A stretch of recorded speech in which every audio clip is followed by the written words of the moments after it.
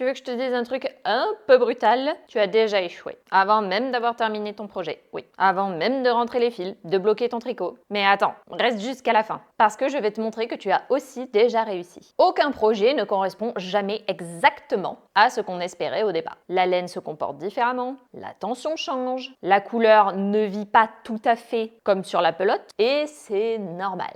Mais voilà, si aucun projet n'est jamais parfait, aucun projet n'est jamais complètement raté non plus. Chaque essai, même imparfait, laisse une trace dans ta manière de tricoter, dans ton œil, dans ton ressenti, dans ta patience. Je me souviens de ce gilet que j'avais tricoté il y a quelques années. J'avais passé des semaines à choisir la laine. Un bleu profond, un alpaga magnifique, le projet parfait sur papier, et en vrai, il a rétréci au blocage, les manches étaient trop courtes, et le point rendait affreux avec ce fil. Je l'ai porté 2 fois avant de le ranger au fond du placard, puis de le donner. Sur le moment, j'ai eu l'impression d'avoir échoué, littéralement. Mais quelques semaines plus tard, j'ai compris que ce projet m'avait appris plus que tous les autres. J'ai découvert la différence entre l'alpaga et le mérino, l'importance de l'échantillon, oui, et comment certaines fibres travaillent avec le lavage. Ce gilet raté a changé ma façon de tricoter. Alors si la réussite et l'échec ne sont pas absolus, la vraie question c'est comment veux-tu vivre ton tricot, ici et maintenant? Tu ne peux pas contrôler le futur, ni la météo, ni le rendu du blocage, ni ton humeur dans 3 semaines. Mais tu peux choisir cette maille-là, celle que tu fais maintenant, le bruit régulier de tes aiguilles, le calme que tu ressens. C'est ça le vrai cadeau du tricot, un moment où le présent compte plus que le résultat. Et si tu arrêtes de chercher à réussir parfaitement, tu ouvres la porte à quelque chose de plus précieux encore, la possibilité d'apprendre, d'explorer, de t'étonner à chaque maille. Parce qu'au fond, ton tricot c'est un peu comme un laboratoire. Et chaque raté t'approche un peu plus de la triconaute que tu veux devenir. Alors dis-moi, quel projet t'apprend quelque chose en ce moment, même si ça ne se passe pas tout à fait comme prévu? Allez, dis-le moi en commentaire.